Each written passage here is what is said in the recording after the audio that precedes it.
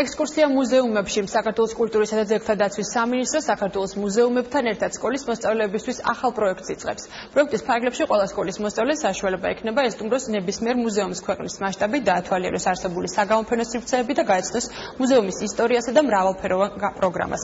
საგანმანათლებლო პროგრამებში მონაწილეობის მიღება შესაძლებელი იქნება წინასწარი რეგისტრაციის საშუალებით.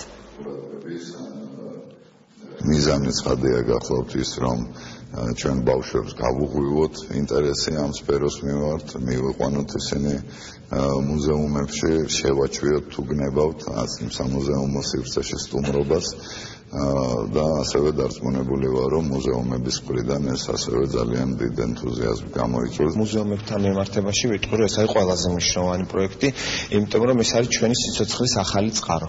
თუ იქნება სახელმწიფოებრივი მხარდაჭერა იმისა, რომ დამთვალიერებელმა უფრო აქტიურად იაროს მუზეუმში, ეს ზრდის მუზეუმის პოპულარობას ქვეყანაში.